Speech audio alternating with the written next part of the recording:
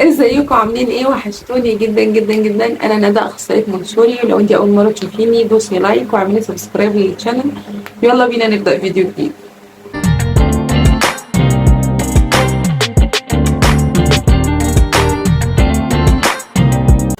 ولكن قبل ما نبدا الفيديو نروح نعمل فولو على تيك توك، نعمل فولو على انستجرام وعلى فيسبوك. واي حد عنده اسئله بعت لي على الانستجرام، برد على كل الاسئله هناك. ولو في اي اسئله سيبوها لي تحت في الكومنتات برضه برد عليها.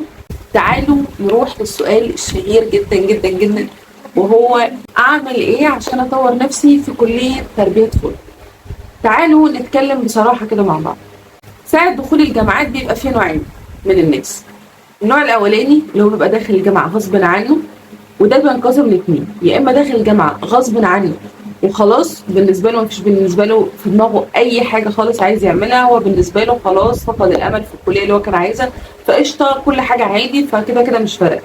في نوع تاني بيبقى عايز يعوض، واللي هو بالنسبه له خلاص قدر الله ما شاء فعل، احنا ندخل كليه جديده ونبدا فيها من اول تاني ونحاول وقشطه تمام مفيش اي مشكله طالما هي دي اللي جت تمام. نوع تاني من الناس اللي هو بيروح الجامعه بقى بالنسبه له قشطه في المحاضرات وتمام واي حاجه وهنخرج واصحاب وخروجات، وبالنسبه له الجامعه دي تسليه او تقضيه وقت، وكده كده 4 سنين هيعدوا ومفيش اي حاجه. وفي نوع تالت بقى، ده اللي لسه هقوله في اول الفيديو. في نوع تالت اللي هو بيبقى بالنسبه له داخل هوب انا عايزه اجيب تقدير، انا عايزه ابقى معيد النهارده قبل بكره، انا عايزه اخد كورسات، الجامعه مش كفايه، بلا بلا بلا. بيدخل في دوامه بقى كورسات وشهادات، واي سؤال لازم يتسال له في الكورسات لازم يساله هو ايه الشهادات اللي هاخدها. تمام كده احنا حكينا عن انواع الناس كلها. تعالوا نمسك النوع بالترتيب. اول حاجه النوع اللي داخل الجامعه ومطنش، ويبقى بالنسبه له خلاص هو فقد الامل. انت غلطان، الجامعه مش نهايه العالم، وثانويه عامه مش نهايه العالم، كلنا زي بعض في سوق العمل. الشاطر اللي بيعرف يجيب فلوس ويثبت نفسه في مجاله ويبقى ناجح. بس ما قلتش اي مجال، انا قلت بيعرف يثبت نفسه في مجاله. مجالك ده اللي هو اي حاجه انت فيها، سواء لسه بتعرفها او سواء عارفها، او سواء كان نفسك فيها او سواء ما كانش لك نفس فيها وهي جت كده قدر ربنا، ما فيش فيه اختلاف. ده النوع الاولاني. النوع الثاني اللي هو عايز يقعد في الجامعه، ودي حاجه حلوه جدا، وبنبدا وبنشتغل مع بعض وبننزل محاضرات وبنعمل اللي علينا والباقي على ربنا. النوع الثالث اللي هو بيبقى داخل الجامعه بالنسبه له تسليه وتقضيه وقت، هتندم بعد ال4 سنين اللي فاتوا. صدقني هتندم لما تلاقي نفسك السي في بتاعك فاضي مش فيه اي محتوى، تيجي داخل تقدم على شغل مش مقبول، تقديرك العام زي الزفت، هتندم هتندم هتندم. النوع الرابع اللي بيسأل على الشهادات في كل حاجة، انت غلطان، الحياة في الجامعة مش كورسات وش كده. طيب يعني ايه؟ الناس تطور نفسه ازاي في الجامعة؟ ده سؤال كبير وعميق شوية. يعني ايه؟ يعني انا عشان اطور نفسي في الجامعة لازم اعرف اصلا انا عايز ايه. انا دلوقتي دخلت مجال طفولة، حبيته ولا ما حبيتوش؟ ما حبيتوش، خلينا في الاجابة التانية، ما حبيتوش، ساعتها لازم اقرر مع نفسي انا هكمل فيه ولا مش هكمل فيه. طيب حبيته، هنا بقى نبدأ نشتغل مع بعض. هطور نفسي فيه ازاي وانا بحب المجال ده وعايزه؟ انا بحب المجال ده وعايزه. اوعى تفتكر ان الجامعه هي كل حاجه، لا الجامعه مش كل حاجه فعلا، وان الكورسات بتعوض، وان الخبرات اللي بره اهم من الجامعه كمان. ليه؟ لان الجامعه مجرد ان هي بتحطك على اول الطريق وبتدي لك الشهاده وانت مع نفسك بقى بره. هل الجامعه بتديني معلومات؟ بتديني معلومات حلوه جدا جدا جدا جدا، ولازم استغل ال4 سنين بتوع الجامعه. تمام. اعمل ايه بقى عشان اطور من نفسي في الجامعه؟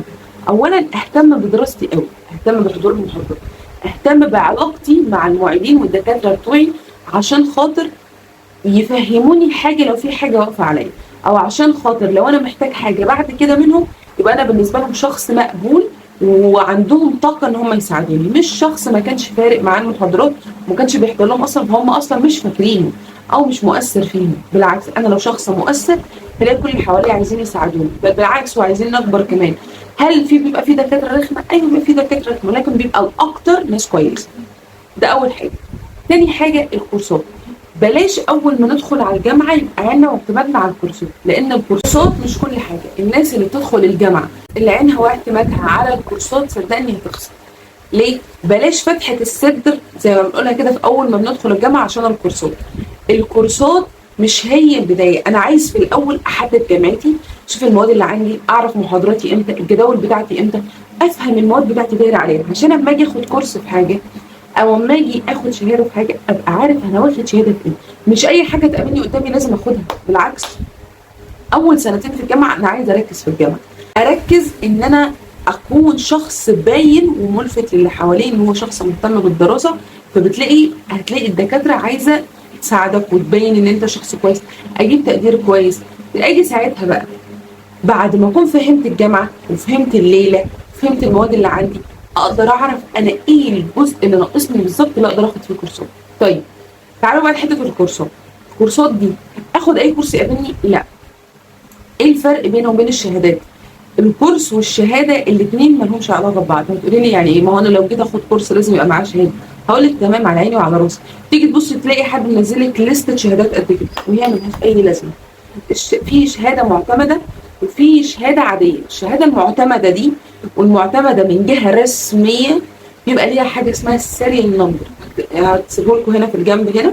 في حاجه اسمها السيريال نمبر او الرقم بتاعها او العلامه بتاعتها او العلامه المائيه بتاعتها او الاختام بتاعتها، بتبقى من جهه حكوميه او من جهه رسميه زي جامعه مثلا او زي البورد الامريكي او ما شابه ذلك. تيجي تبص تلاقيها دي شهاده معتمده ليها سيريال نمبر، ليها شهاده على موقع، بحيث ان انا لو جيت اقدم السي في بتاعي في مكان يدخلوا السيريال نمبر يعرفوه. طيب الكورسات بقى بيبقى كلها شهادات كده اطلاقا. تيجي تبص تلاقي واحد من ضمن 1000 هو اللي له المعلومه دي او هو اللي له الشهاده دي، وده بيبقى مكلف احيانا. طيب اخد كورسات امتى؟ وقت ما احس ان انا ناقصني بوينت معين ومش فارق لي الشهاده. الكورسات ما بتتاخدش عشان الشهاده، الكورسات بتتاخد عشان ازود خبره، ازود معلومات. فبالتالي انا مش هيفرق لي الشهاده، انا لو حد قدامي فاهم. لان احنا في سوق العمل او في الشغل لما تيجي تقدم السي في بتاعك في مكان ما بيدورش على شهادتك، هو بيركن شهادتك كده، اي نعم بيبص فيها ولكن بيركنها كده على جنب ويقول لك اتفضل اشتغل وريني نفسك. فانت بتوريني نفسك وانت شخص معاك شهادات قد كده ومش فاهم، عقلك مش موجود، فانت بالنسبه له ملغي، مع السلامه، الباب يفوت جمل، خلصت. فانا لازم اركز على المحتوى التعليمي بتاعي اكتر من اني اركز على الشهاده. وده انا قلت بيجي امتى؟ بيجي وقت ما افوق لجامعتي واعرف انا ناقصني جزء مهم فابدا ادور فيه بقى.